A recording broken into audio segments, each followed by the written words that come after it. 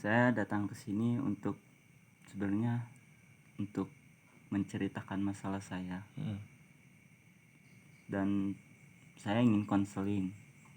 Dan sedikit saya tahu tentang konseling itu. Saya tidak tahu sepenuhnya. Dan bisakah Bapak Jaka jelaskan konseling itu apa? Ya, konseling itu tujuan konseling itu untuk memahami diri seseorang, memahami diri seseorang, diri itu sendiri, dan mengetahui letak masalahnya. Lalu dengan demikian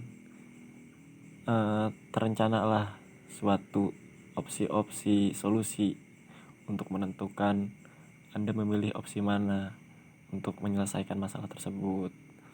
Nah, di sini saya sebagai konselor dan Anda sebagai konseli. Saya hanya membantu mengidentifikasi dan mengarahkan rencana-rencana yang kita susun bareng-bareng. Nah, lalu di dalam kegiatan konseling ini ada namanya kesepakatan konseling. Ketika Anda bercerita kepada saya, luapkan yang ada. Jadi sifat kerahasiaan ini pasti saya akan jaga sebaik-baiknya. Tidak mungkin ada orang lain yang tahu. Lalu Anda dari mana ini, Rido? Saya dari Kota Bogor, Pak. Kota Bogor. Iya. Berarti lumayan ya kesini ya? Ya, lumayan. Setengah jaman. Setengah jam. Iya. Jadi ini saudara Rido ini sebenarnya ada masalah apa? Boleh ceritakan secara general dulu, secara umum dulu. Sebenarnya saya bingung, Pak. Bingung karena untuk mengatur waktu. Kan saya sekolah ya. Iya. Saya tuh tiap malam tuh begadang. Dan sekolah tuh suka kesiangan. Iya. Kadang siangnya saya harusnya membantu orang tua, tetapi saya tidur. Nah, bagaimana untuk meluangkan waktu dan memperbaiki waktu untuk menjadi normal lagi? Ya. Jadi sepertinya ini inti permasalahannya itu manajemen waktu di usia remaja ya. Iya. Ya memang sedikit emang sering terjadi dinamika manajemen waktu di kalangan remaja ini.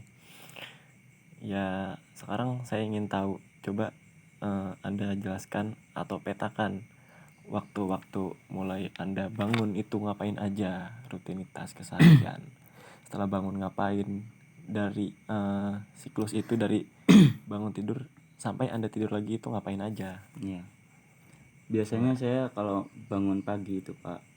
Kalau biasanya hari Senin kan bangun, mandi dan sekolah. Dan pulang itu sekitaran jam 2 siang. Nah, biasanya jam 2 siang itu saya membantu orang tua saya untuk entah itu cuci piring atau sapu rumah, Pak. Nah, semenjak saya ya ikut-ikutan dengan anak-anak yang suka begadang, nah, saya di situ mulai tidak bisa membantu orang tua lagi dan sekolah kesiangan. Nah, seperti itu, Pak. Ya, saya sangat paham sekali. Karena saya juga pernah mengalami di masa-masa seperti Anda. Lalu juga itu sangat lumrah terjadi di kalangan remaja. Lalu dengan kegiatan-kegiatan yang Anda sebutkan tadi, apa aja yang membuat Anda itu senang? Apa pasti ada yang kegiatan membuat Anda senang, ada yang membuat Anda menyesal. Itu apa aja itu? Ya, mungkin yang membuat saya senang mengikuti apa sih? Ya, biasanya saya suka mengikuti eskul pramuka atau futsal. Nah, semenjak saya kenal dengan dunia game, nah saya jadi jarang ikut seperti eskul pramuka atau futsal. Nah, seperti itu, Pak. Ya. Memang jadi permasalahannya di sini permasalahan yang masih sangat umum terjadi di kalangan remaja ya. Seperti kecanduan bermain game, kurang lebih seperti itu. Ya. Memang kecanduan bermain game ini ada kalanya baik, ada kalanya juga busuk, ada kalanya juga memang kurang baik. Baiknya gimana? baiknya ketika memang Anda sedang stres atau sedang pikiran Anda sedang kacau. Nah, dengan bermain game itu muncul itu hormon-hormon dopamin yang membuat Anda puas, membuat Anda rileks, seperti itu. Tetapi hormon dopamin itu juga mengakibatkan kecanduan ketika Anda tidak bermain game.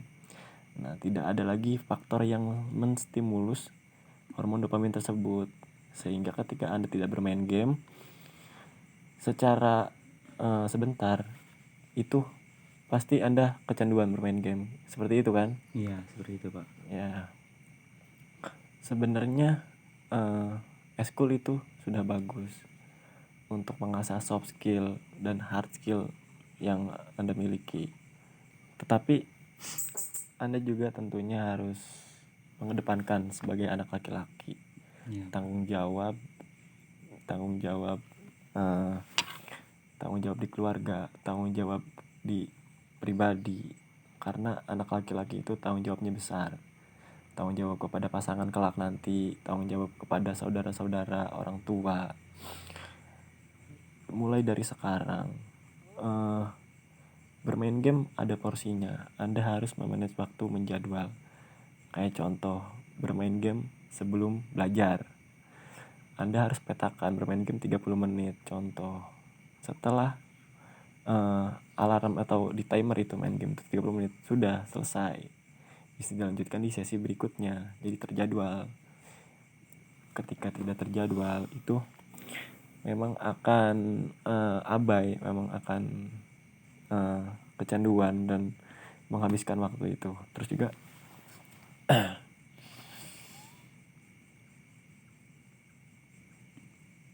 Yuk. dengan Anda bisa memanage waktu itu, tentunya suatu investasi yang penting kedisiplinan itu, karena itu sangat berpengaruh di masa depan Anda kelak. Ya, saya juga merasakan memang anak muda wajar, anak muda sedang gengsi-gengsinya dengan title di dalam gamenya, dengan predikat penghargaan, pengakuan sosialnya, itu sangat wajar.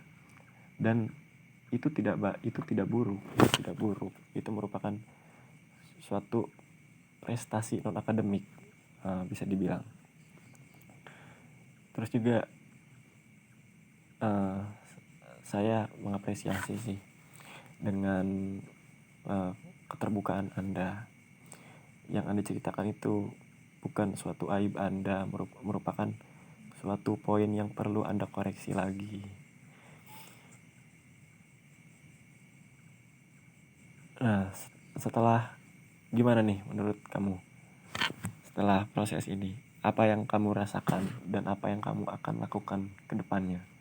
Ya, mungkin dengan pemasukan Bapak, saya merasa lega lah untuk menjadikan waktu-waktu yang luang untuk dipakai dengan hal-hal baik.